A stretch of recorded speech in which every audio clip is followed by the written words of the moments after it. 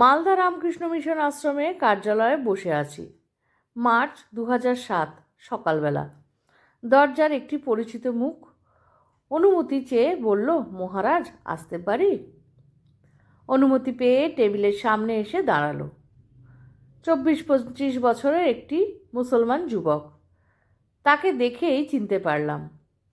মালদা সংশোধনাগারের আবাসিক হিসেবে 2 বছর সে ছিল। পরে সংশোধনাগার থেকে ছাড়া পায়।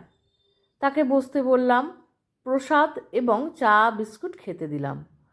যুবকটি আন্তরিকভাবে কথা বলতে শুরু করলো। আমার বাড়ি মালদা জেলার প্রত্যন্ত একটা গ্রামে। মালদা শহর থেকে 40-45 কিলোমিটার দূরে। আমি শামসি কলেজের ফার্স্ট ইয়ারে পড়তাম। তখন একদিন পরেও আবার পড়াশোনা করতে ইচ্ছা করছে। আমি অবাক হয়ে তার মুখের দিকে তাকিয়ে আছি। সে বলে চলেছে, আমি রামকৃষ্ণদেব এবং রামকৃষ্ণ মিশন সম্পর্কে আগে বিশেষ কিছুই জানতাম না।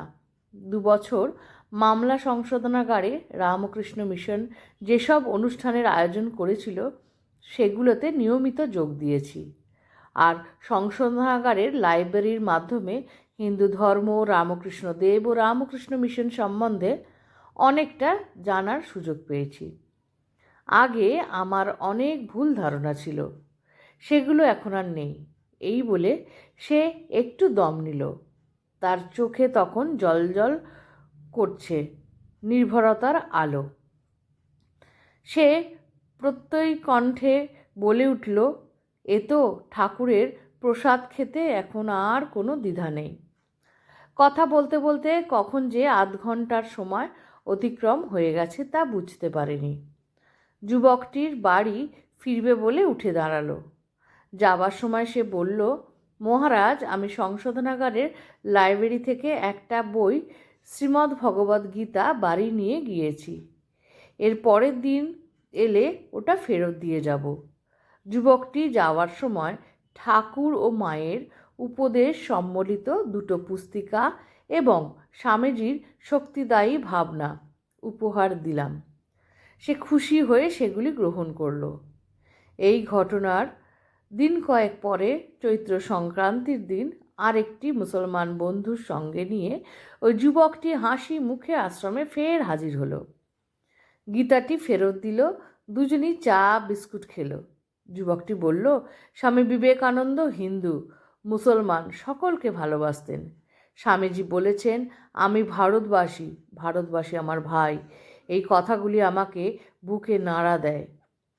ফিরে যাওয়ার সময় আমাকে অনুরোধ জানিয়ে বলল, আমি আশ্রমের সঙ্গে আরও ঘনিষ্ঠ হতে চাই। আমাকে আশ্রমের উৎসবে স্বেচ্ছাসেবকের কাজ দেবেন? আমি সাগ্রহে বললাম, অবশ্যই দেব। এছাড়া আশ্রমে বারবার এসো। নিয়মিতভাবে এলেই আশ্রমের সঙ্গে ঘনিষ্ঠতা হতে পারবে।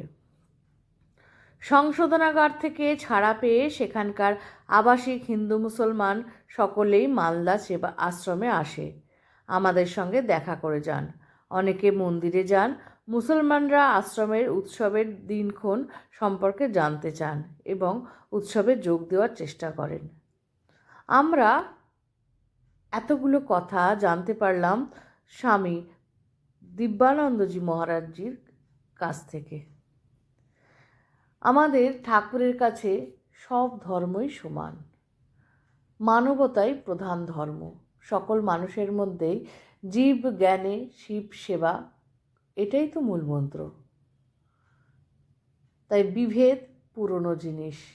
আমরা নতুন পৃথিবীতে নতুনভাবে চলতে শিখিয়ে দিয়ে গিয়েছেন মা ঠাকুর স্বামীজি।